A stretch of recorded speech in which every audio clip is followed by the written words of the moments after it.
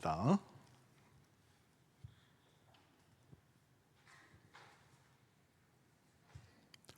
그들이 나갈 때에 귀신 들려 말 못하는 사람을 예수께 데려오니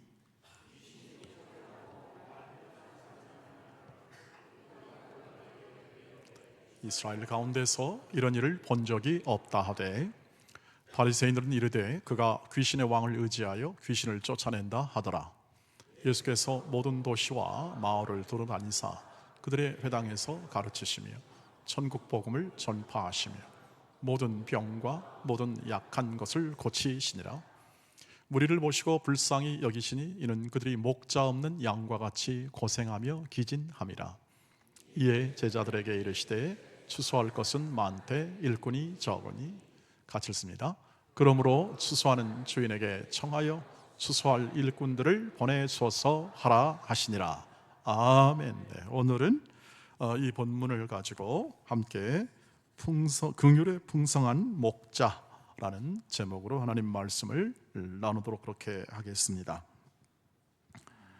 오늘의 이 본문 안에는 이렇게 목자에 대한 구체적 사역이나 혹은 또는 명시적인 말로서 함께 목자라는 이 이미지가 나와지는 않지만 그러나 오늘 말씀을 조금 함께 나눠볼 때에 그 선하신 목자가 베푸신 긍휼이라는 주제에 대하여 이 성경이 잘 보여주고 있기에 함께 이 제목을 다뤘습니다. 함께 먼저 하나님의 말씀을 이렇게 조금 더 이해해 보도록 그렇게 하겠습니다. 하나님의 말씀을 마태가 기록한 말씀을 보시면 두 개의 반응이 나오는 예수 그리스도의 축귀 사역, 귀신을 쫓아내는 사역의 결과 반응을 볼 수가 있습니다. 예수님이 말 못하는 귀신이 이렇게 역사하사 말 못하게 하는 이러한 이 사람을 예수님이 고치십니다. 고치시니까 반응이 두 개로 나눠집니다. 하나는 무리가 나타나는 반응이죠. 무리가 나타나는 반응은 뭐냐면 야, 이건 도대체 경이로운 일이다, 놀랍다 하는 반응을 나타냈고, 또 하나는 같은 내용을 가지고도 바리새인들의 반응이 다릅니다. 이건 틀림없이 이거 귀신을 내어쫓는 거 보니까 이거 귀신의 접붙임을 받은 사람이다. 귀신, 우리나라 그 있잖아요. 우리나라도 귀신에게 접해서 뭐 영험한 일을 한다든지 귀신에 관한 일을 해석해 준다든지 하는 것처럼 이 바리새인들이 비판할 때 어떻게 표현했냐면 이것도 완전히 귀신의 왕의 힘을 빌려서 이런 일을 행한다, 이렇게 얘기를 하게 되는 것이죠. 그렇지만 예수님은 그 사역을 멈추지 않는 그 상황으로 성경이 계속 기록을 해줍니다. 가르치시고 전파하시고 고치시는 예수님이 이 땅에 와서 하시는 주된 사역이시죠. 그 사역을 구체적으로 계속 해 나가는 과정을 보여줍니다. 그런데 이것을 계속 전하면서 그 다음에 36절에 가니까 이제 예수님께서 이런 사역을 아랑곳하지 않고 비판과 그리고 또 어떤 경이로움이 교차되는 모든 상황 속에서도 아랑곳하지 않고 이런 사역을 계속 해 나갔던 근본적인 예수님의 마음의 그 내용을 36절에서 보여줍니다. 다시 한번 읽어보시죠. 36절 시작. 무리를 보시고 불쌍히 여기시니 이는 그들이 목자 없는 양과 같이 고생하며 기진함이라. 기진하다는 것 여러분 너무나 알고 있듯이 기가 빠지는 거죠. 번아웃 때 열심히 일하다 보면은 번아웃 되기도 하고 또 고생합니다. 또 우리의 모든 고생이라는 말도 우리는 쉽게 이해할 수가 있습니다. 그런데 그 표현이 뭐냐면 이미지가 목자 없는 양과 같다라는 그러한 표현을 가지고, 이미지를 가지고 이 상황을 마태가 묘사를 하고 있는 것을 볼 수가 있습니다. 지금 예수님이 그렇게 행하심에 대한 일들을 얘기하고 있죠. 목자 없는 양이라는 것을 상황을 불쌍히 여기는 겁니다. 불쌍히 여기지 않을 리가 없죠. 왜냐하면 목자 없는 양이라는 것은 근본적으로 그건 안전과 생명을 담보할 수가 없지 않습니까? 목자가 없는 양의 신세라는 것은 여기서 고생과 기진함으로 표현됐습니다만 사실은 목자 없으면 그건 죽은 목숨입니다. 양은 어디 갈 수도 없고 함께 어떤 방향을 이루는 거죠. 방황입니다. 유리한다라는 이 성경 그 전에 있었던 표현이 유리한다고 되어 있는데요, 이 유리한다는 것은 방향 없이 헤매는 것을 말하는 거죠. 갈 바를 알지 못하고 불안하고 모든 이 과정 속에서 어디로 가야 될지 모르는 그것만큼 세상에 불안한 것이 어디 있겠습니까? 지금 목자 없는 양과 같다는 것은 그것을 얘기합니다. 고생하며 기진함이라는 것은 결국 모든 사람이 가지는 실존적 삶의 내용이죠. 이 세상이 사람 가지고 있는 사람들의 내용입니다. 이 세상 사람들이 어디 목표를 가지고 갑니까? 영원한 목표 말이죠. 아닙니다. 그것은 일정한 사람들이 세상을 바꿔보겠다고 하고 그리고 세상에 대해서 새롭게 만들어겠다, 혁신하겠다 하지만 그것은 개인이 가지는 비전이요, 소망이죠. 소망. 그래서 개인이 가지는 한계로 인하여 사실 이루지 못합니다. 물론 마음에 바라는 소망을 그 능력이 있고 지혜나 재산이나 힘이 있어 그것을 다 이루는 사람도 종종 발견되지만 대부분의 사람들은 고생하며 기진하며 이 세상을 살아가고 또 힘겹게 살아가는 것이 대부분 아니겠습니까? 자, 이러한 이 목자 없는 양 같은 이 상황을 보시고 사실은 주님이 그것을 불쌍히 여기신다. 불쌍히 여겨서 주님은 이 모든 이 상황 속에서 불쌍히 여김의 결과로 나타나는 이 사역을 통해서 예수님께서는 구원하시는 것이죠. 여기서 불쌍히 여긴다는 것은 깊은 연민을 가진다는 것을 말합니다. 연민. 여러분, 사랑하게 되면 연민이 생기죠. 자기 배우자나 가족이나 혹은 또는 교우나 교회를 사랑하게 되면 연민이 생깁니다. 연민이라는 깊은 이 아픔까지, 원래 원어로 말하면 이 창자까지 끊어지는 그런 안타까움과 아픔을 가지고 사랑한다, 이렇게 표현할 수가 있겠습니다. 왜냐하면 긍휼이라는 불쌍히 여긴다는 것은 사랑의 마음부터 출발하는 내용이기 때문에 그렇죠. 특별히 여기서 이 불쌍히 여기다는 말에서 그래서 이 성경 안에서 나오는 긍휼이라는 말이 여기서 나옵니다. compassion, 긍휼. 마치 끊어지는 마음에 애타는 마음으로 어떤 대상을 사랑하거나 불쌍히 여기거나 혹은 또는 가슴 아파하며 부여잡고 때로는 그것을 회복시키거나 혹은 또는 온전하게 하는 일에 대한 마음의 표현, 이것을 여기서 성경에서 말하는 긍휼, 불쌍히 여김, 연민이라는 단어로 성경이 표현되어 있죠. 예수께서는 이 마음을 가지고 사역으로 임하셨고 지금 가르치고 전파하고 그리고 회복시키고 고치는 사역을 하고 있다는 것을 마태는 보여주고 있는 것이죠. 그에 비해서 바리새인들은 어떻게 합니까? 하나님을 잘 섬긴다고 하지만 어떻게 합니까?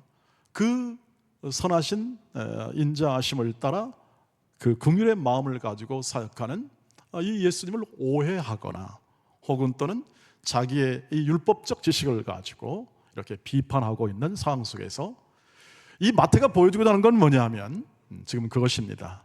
주님은 긍휼과 하나님의 긍휼과 자비로움으로 이 땅에 와 이들을 지금 부둥켜 안고 말씀을 전파하고 그리고 고치시고 그리고 그 긍휼을 베풀고 계시다는 사실을 이 성경이 지금 얘기하고 있는 것이죠. 저와 여러분이 가지고 있는 이 믿음을 통하여 우리가 발견하는 것은 뭐냐면 그래서 이 하나님께서 보내신 이 예수가 바로 목자 되신 예수로서 그렇게 긍휼과 자비로 이 모든 사역을 하고 있으며, 그것은 하나님이 원래 우리를 사랑하시고 원래 하나님이 우리를 깊게 긍휼로 돌보시는 그 마음을 가지고 우리를 보시고 계신다는 하나님의 마음을 예수께서 보여주십니다. 그 증거가 어디 있습니까? 우리 에스겔서에 가보면 이렇게 되어 있습니다. 목자 없는 양과 같은 무리, 모든 고난받고 방황하는 모습 속에 긍휼의 대상으로 그 긍휼을 부으시는 이 하나님의 마음을 어디서 보여주냐면 에스겔서에서 보여줍니다. 함께 이 말씀을 다 읽으면 좀 시간이 갈 것 같아서 에스겔서에 나와 있는 뒷부분을 읽고 우리가 함께 앞부분을 설명하겠습니다. 같이 읽어보시죠. 하나님의 목자 되신 마음이죠. 같이 읽겠습니다. 시작. 좋은 꼴로 먹이고 그 우리를 이스라엘 높은 산 위에 두리니 그들이 그 좋은 우리에 누워 있으며 이스라엘 산에서 살진 꼴을 먹으리라. 내가 친히 내 양의 목자가 되어 그들을 누워 있게 할지라. 주 여호와의 말씀이니라. 그 잃은 자를 내가 찾으며 쫓긴 자를 내가 돌아오게 하며 상한 자를 내가 싸매어 주며 병든 자를 내가 강하게 하려니와 살진 자와 강한 자는 내가 없애리라. 내가 공의대로 그들을 먹이리라. 아멘. 아멘. 에스겔에게 향한 이 예언의 말씀은 지금 이스라엘 백성이 바벨론의 포로로 잡혀가서 지금 고생하고 있고 소망 없는 나날을 보내고 있는 이 상황 속에서 하나님이 이스라엘을 향한 긍휼의 마음을 표현해주고 있는 거죠. 내가 찾을 거다.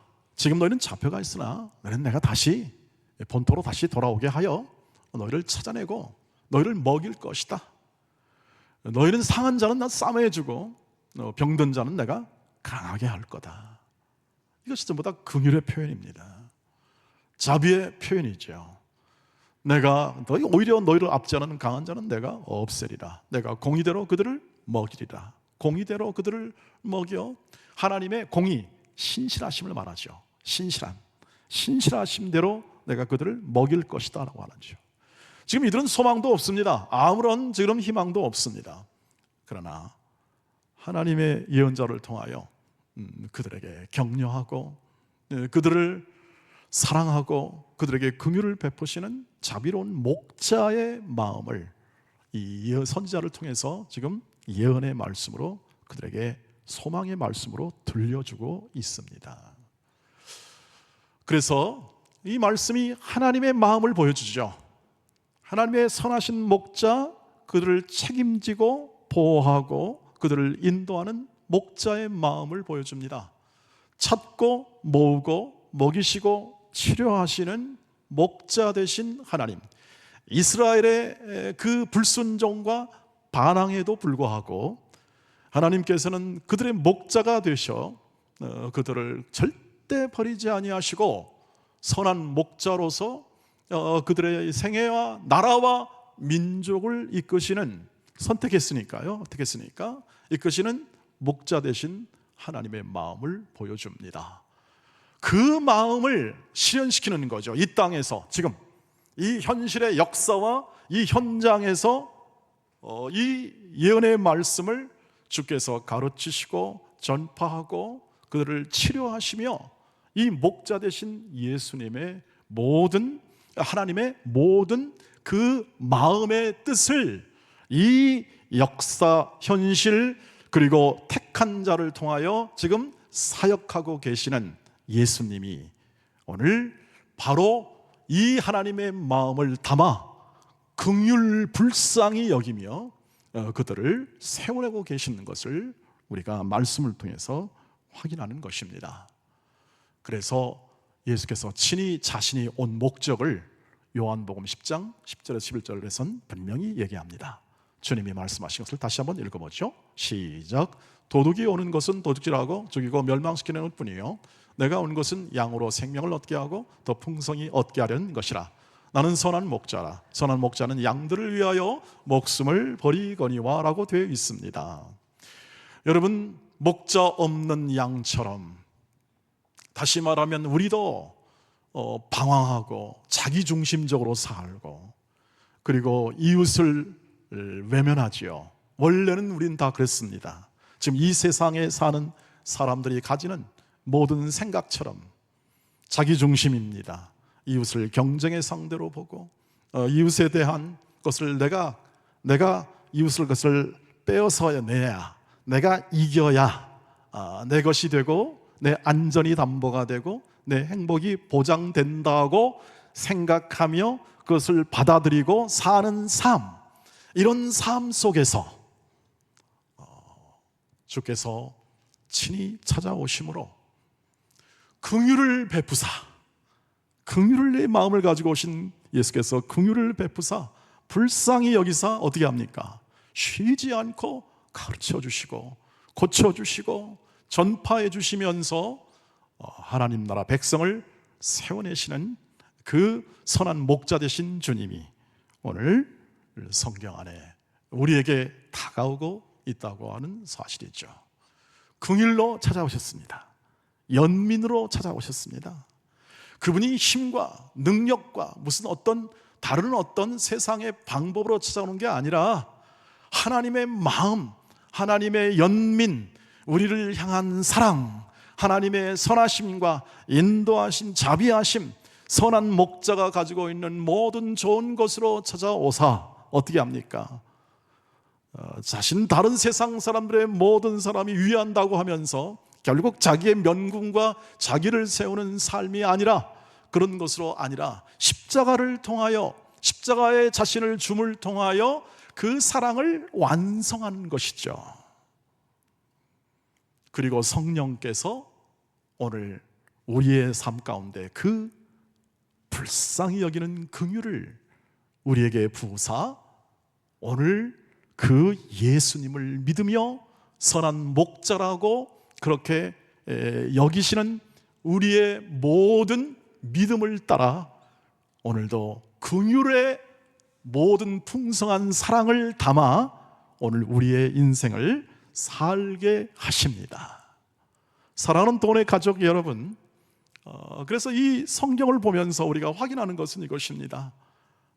목자 되신 예수 그리스도께서, 선한 목자 되신 예수 그리스도께서 우리를 긍휼로 부르십니다.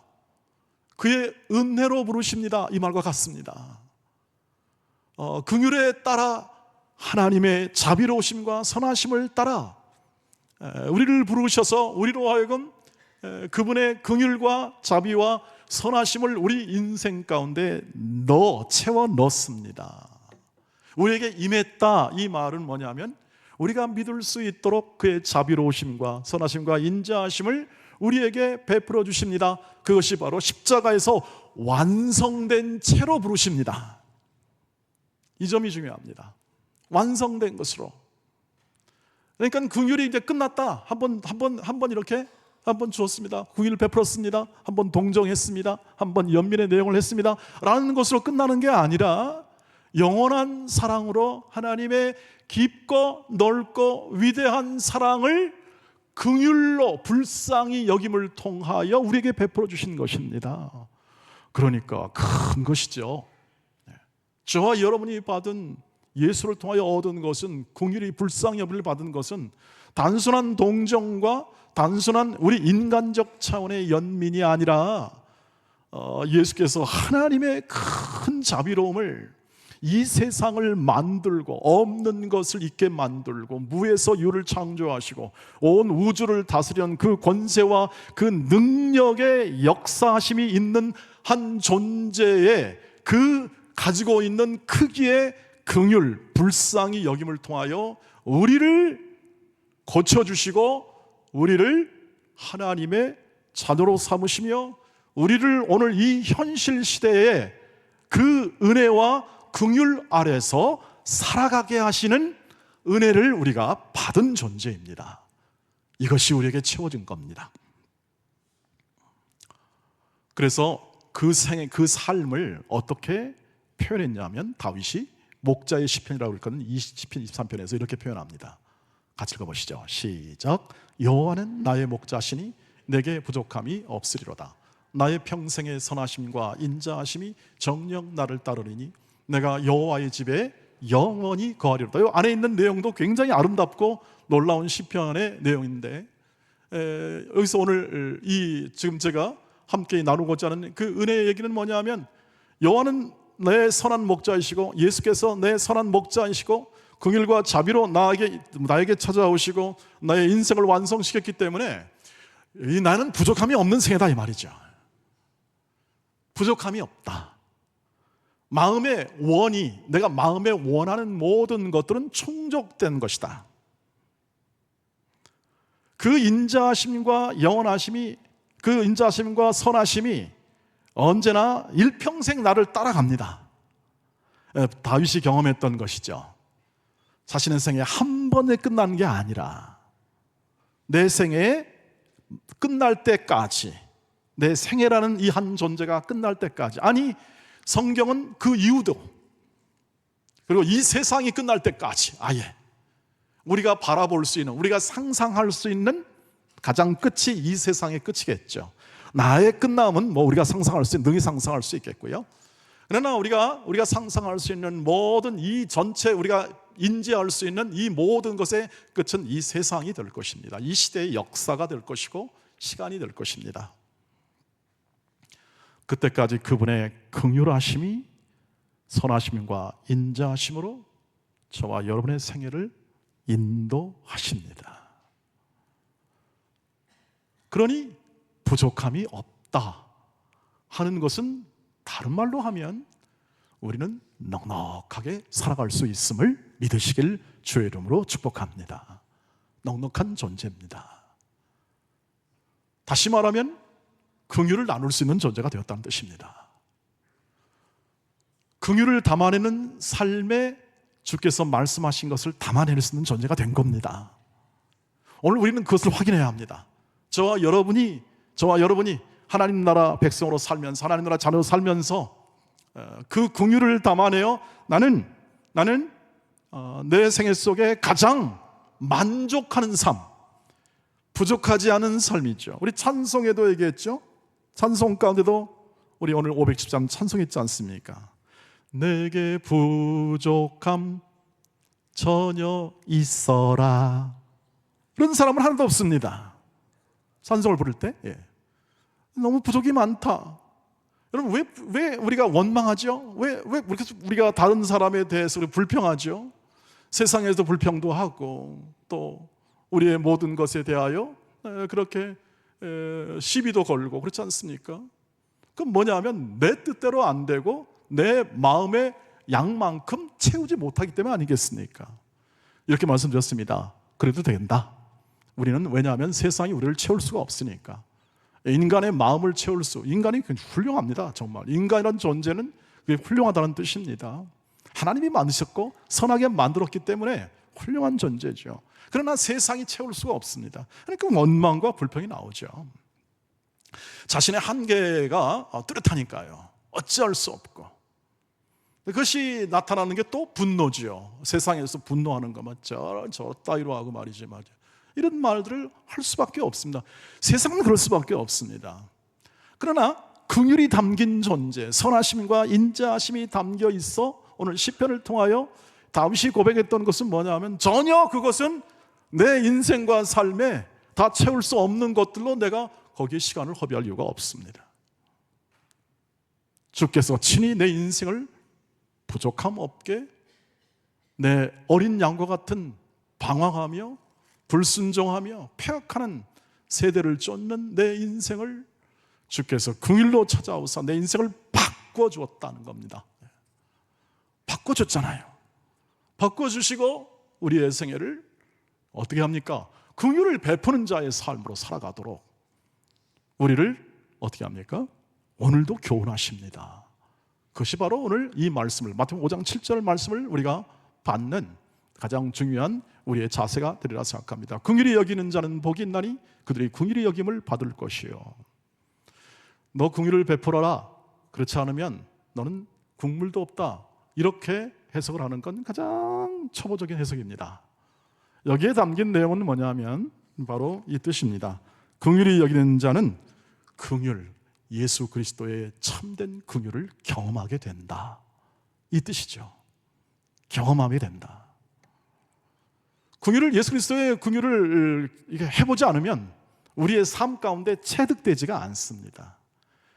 주의 사랑을 가지고 담아 가지고 실제 이웃을 사랑하는 삶을 살아보지 않으면 예수께서 말씀하신 그 말씀이 내 안에 인격화되지 않습니다. 왜 사랑하라, 긍휼히 여기랴 하냐면 그것이 경험되어집니다. 내 삶에서 경험되어지고 그 경험되어진 것이 어떻게 됩니까? 내 삶의 인격화가 되는 겁니다. 인격화. 예수께서 찾아오십니다. 예수께서 이 땅을 자기 발걸음으로 찾아오십니다. 아무도 원하지 않았던 길이죠.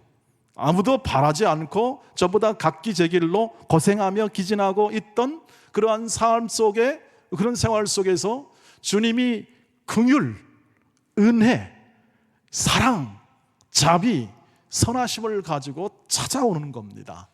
인격으로 찾아오십니다. 하늘에서 명령하셔도 되는데, 하늘에서 모든 것을 그냥 말씀으로만 다 있든 없든 다 만들어도 되는데 인격으로 찾아오셔서 친히 희생하십니다. 그것을 통하여 우리가 깨우칠 수 있습니다. 이해할 수가 있습니다. 지금 살아가면서 그 긍휼과 자비로우심이 얼마나 큰 것을 이해할 수가 있는 거죠. 거듭 말씀드리지만 주님은 부족한 분이 아니십니다. 주님은 우리가 뭔가를 해서 그분의 긍휼하심이나 그분의 인자와 선하심을 우리가 채워서 넣을 분이 아닙니다. 그분은 홀로 스스로 이 모든 것을 통치하시고 주관하시며 당신의 의지와 목적으로 온 세상을 이끌고 가시는 분이십니다. 끝도 하나님이 맺을 것입니다. 우리는 그 안에 있고 우리는 그분을 신뢰, 믿으며 살아가는 것이죠. 그러면서 뭐합니까? 그분이 우리에게 향한 사랑과 선하심과 인자하심과 그리고 긍휼 베푸시고 우리를 불쌍히 여기셔 우리를 구원하시고 우리를 세워주시는 그 놀라운 일하심과 그 영광을 이 시대에 살아가면서 우리가 누리고 체득하고 경험하며 사는 것이 우리의 신앙생활이죠. 그러니까 채우려고 하지 마십시오. 저와 여러분이 하나님을 도와서 내가 이 일을 함으로 내가 채워넣겠다, 이것이 아닙니다. 우리는 감사입니다. 긍휼받은 자가 지는 감사죠. 그리고 그분의 행하심과 일하심이 이 현실 가운데 역사하여 우리를 통하여 일하심을 참여하는 것에 대한 우리의 자부심입니다. 그분이 일하심에 대한 참여, 우리의 힘을 빌리지 않고 일하시는 그분이 우리를 참여시켜서 우리를 통하여 일하십니다. 그래서 우리는 믿음을 통하여 일하시는 하나님, 우리의 기도를 통하여 일하시는 하나님이라는 표현을 씁니다. 우리에게 있지 아니하고 우리에게 의존하지 아니하고 오직 긍휼과 은혜로 일하시는 주님을 저와 여러분이 확실히 믿으신다면 우리는 넉넉함으로 우리의 생애 속에 담겨있는 이 긍휼을 통해서 다른 이를 긍휼로 담아내는 인생을 살게 될 줄 믿습니다. 무엇보다도 따뜻한 사람이 되시기를 주의 이름으로 축복합니다. 따뜻한, 넉넉하고 따뜻한 사람이죠. 우리는 그 존재가 되기 위한 노력이 주의 일입니다. 우리 편에서는 그 존재가 되는 것, 따뜻하고 감싸 안을 수 있고 긍휼을 베풀 수 있는 마음과 그 인품과 그리고 성품으로 삶을 살아가도록, 그것이 안 될 때 인내하는 것입니다. 그것이 잘 어려울 때 참아내는 것입니다. 그것이 사랑의 인내입니다. 그것을 통하여 우리의 인격과 삶이 빚어져 갑니다. 그리고 그 안에 일하시는 선하신 목자 예수 그리스도가 성령을 통하여 친히 우리도 모르는 시간 속에, 우리도 다 인지하지 못하는 시간 속에 그 한 존재를 완성시키시고 그 모든 섭리의 손길을 따라 당신의 역사를 주관하고 계심을 믿으시기를 바랍니다. 그러니 이렇게 행하십시오. 같이 읽어보겠습니다. 시작. 서로 친절하게 하며 불쌍히 여기며 서로 용서하기를 하나님이 그리스도 안에서 너희를 용서하심 같이 하라. 다 긍휼 안에서 나올 수 있는 삶의 모습입니다. 우리가 이런 데에 특성이 있는 사람으로 세상의 빛처럼 비춰줘야 합니다. 우리가 세상에 비춰질 수 있는 것, 우리가 부를 성공했다, 어떤 명예로운 자리에 올랐다, 그리고 권력, 이런 모든 이런 이 세상을 지배하는 것으로서 이름이 나 있는 것은 그건 세상의 방법입니다. 그것을 추구하지 말라는 얘기가 아닙니다. 그것은 하나님이 우리에게 필요한 대로 하나님이 은사로, 선물로 우리 인생 가운데 우리를 이루기 위한 것으로 주십니다. 잘못 사용하면 어렵습니다. 부와 명예와 권력을 하나님의 뜻대로 사용하지 않으면 그래서 그 인격이 망가지게 되는 겁니다. 그러나 사랑하는 돈의 가족 여러분, 저와 여러분에게는 하나님의 긍휼과 자비로움이 항상 일평생 따르니 이 말씀을 들으며 말씀 가운데 순종의 마음을 더 깊게 하시기를 주의 이름으로 축복합니다. 나를 위해 사십시오. 내 존재를 위해 사십시오. 그리고 그 나를 위해 산다는 것은 결국 나와 너와의 관계 속, 다시 말하면 우리가 함께 공동체를 이루어 함께 살아가고 있고 이 공동체 안에서 우리는 훈련을 받습니다. 이 공동체 안에서 우리는 친절하게 하는 훈련, 불쌍히 여기는 긍휼의 훈련, 서로 용서하는 이 모든 사랑이 담긴 모든 행동을 통해서 잘 안 되죠. 잘 안 되지만 그러나 그 방향으로 계속 걸어가면서 우리의 인격과 삶을 키워내시는 주님과 동행하시기를 주의 이름으로 축복합니다. 이것이 우리의 신앙생활이고 우리의 삶에 있는 주님이 원하시는 긍휼을 담아내는 삶이죠. 따뜻하십시오. 친절하게 하십시오. 불쌍히 여겨주십시오. 서로 용서하십시오. 용납하십시오. 우리의 생애 속에 이런 특성들이, 이런 인품과 그리고 이런 모든 성품이 자리 잡되고 더 견고할 때 우리는 더 큰 선교를 할 수 있습니다. 우리는 더 큰 하나님의 일들을 감당할 수 있습니다. 그 중에 하나가 바로 에베렛 스완슨이라는 사람이죠. 긍휼, 컴패션 설립자입니다. 이것이 한국으로부터 시작됐습니다. 가장 어려울 때